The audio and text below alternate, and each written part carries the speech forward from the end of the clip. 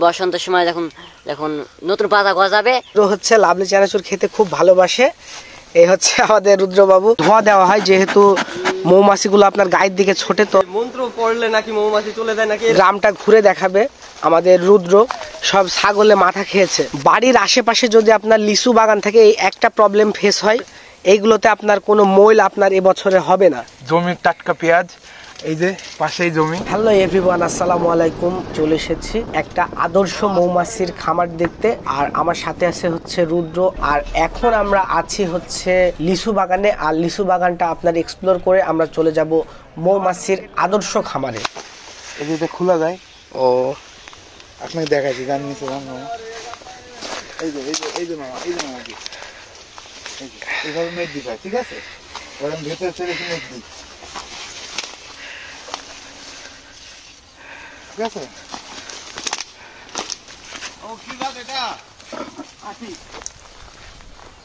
এইগুলো হচ্ছে আপনার লিচু গাছ। লিচু বাগানে এখন আমাদের অবস্থান। আর লিচু হচ্ছে একটা খুবই সুস্বাদু একটা ফল। কি লিচু এইগুলো? এটা হচ্ছে আটি লিচু। কয়টা গাছ আছে এখানে? 50-60টা। 50-60টা আপনার আটি গাছ। আর ওইগুলা কি ওই পাশে? মূলা, সবজির আবাদ করেছো খাওয়ার জন্য, তাই তো? শুধুমাত্র যে হচ্ছে আপনার মূলার শাক লাগিয়েছেন এরম কিন্তু না। এই যে এখানে আপনার লাল শাক করেছে খাওয়ার জন্য।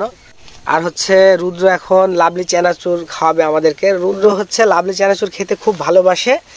এই হচ্ছে আমাদের রুদ্রবাবু। তো আমরা কিন্তু চানাচুর শুধু খাবো না, আমাদের কিন্তু পেঁয়াজ লাগবে। অবশ্যই পেঁয়াজ আমি আনার ব্যবস্থা করছি। জমির টাটকা পেঁয়াজ, এই যে পাশেই জমি। রুদ্র হচ্ছে এখন সে পেঁয়াজ উঠাবে। পেঁয়াজ আপনার লাভলি চানাচুরের সাথে পেঁয়াজ খাবে সে। এটা কি পেঁয়াজ ভাই? লাল তীর কিং।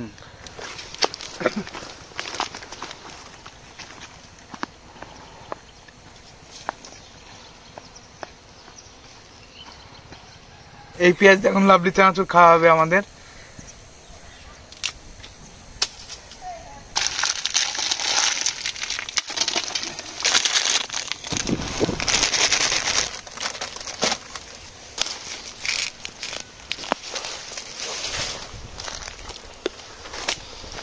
মামা সালাদ চলবে? সালাদ চলে না, চলে না? চলবে সালাদ ভাই। মূলা হচ্ছে কেউ খাবে না। আমার কাঁচা মূলা খেলে কি সমস্যা কোনো? সমস্যা নাই। মূলা খেলে তো আমি শুনেছি নাকি গ্যাস ভালো হয়। আপনি এই পেঁয়াজ দিয়ে খাচ্ছেন, এটা তো গ্যাসের একটা সম্ভাবনা আছে। পেঁয়াজ খাওয়ার পর আমরা মূলা খাবো। পেঁয়াজ খাওয়ার পরে মূলা খাবে। আর এখানে হচ্ছে আপনার অনেক মূলা আছে। অল্প একটু মূলা লাগাইছেন, এটাকে বিক্রির জন্য না খাওয়ার জন্য? খাওয়ার জন্য শুধু মূলা। আর এখানে হচ্ছে পালং শাক, আর ওইদিকে হচ্ছে লাল শাক। তো এই হচ্ছে আর কি আমাদের এই ফার্মের অবস্থা। ভাই হচ্ছে কলা লাগিয়েছেন, তার মনে একটা ক্ষোভ আছে। তো আজ পর্যন্ত নাকি সে একটা কাঁদিও খেতে পারেনি। তো এখানে কাঁদি পড়ে আর চুরি হয়ে যায়। ভাই চুরি হয়ে যায়, এই আপনাদের গ্রামের লোক তো অনেক ভালো শুনেছি।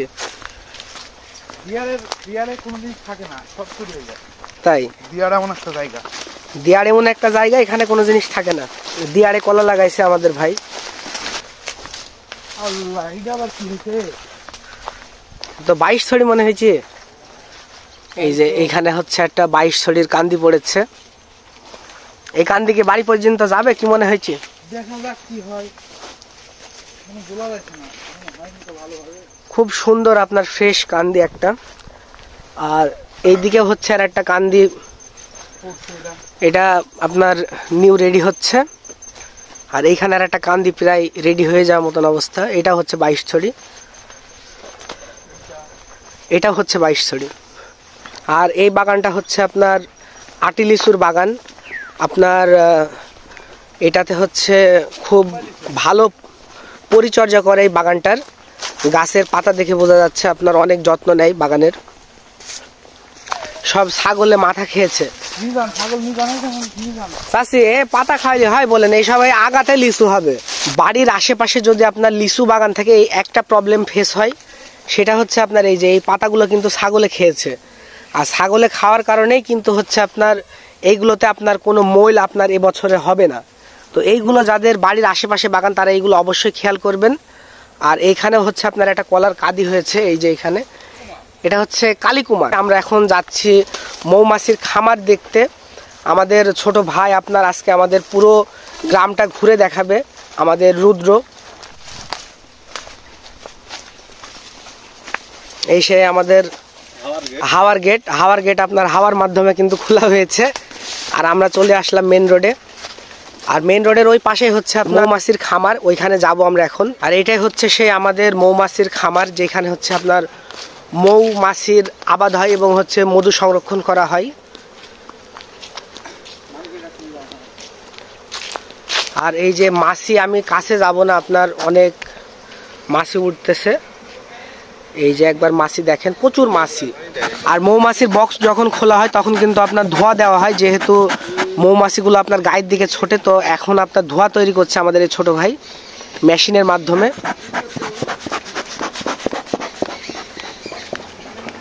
আচ্ছা ভাই, যে মৌমাছি যে কামড়ায় এটা শুনি যে আপনার যে সেই মন্ত্র পড়লে নাকি মৌমাছি চলে যায় নাকি, এরকম কিছু আছে নাকি? এগুলো ভুল না? অনেকের মুখে শুনি যে সে বলে যে যে মন্ত্র পড়লেই কিন্তু মৌমাছি চলে যায়, কিন্তু সবই ভুল। হ্যাঁ, 10 কেজি হবে তা না? মানে 10 কেজি কতদিন পর পরে মানে বক্সটা খোলা হয়? এক সপ্তাহ পর পরে মানে 10 কেজি করে পাওয়া যায়। হুন্ডা ওইটাতে সেট করেন না দেনে, নতুন রানি মনে নাই এখানে কয় কেজি আছে? এইটাই লেখা আছে 2-3 কেজি হবে। 2-3 কেজি একসাথে। ঢোপ আছে এখানে।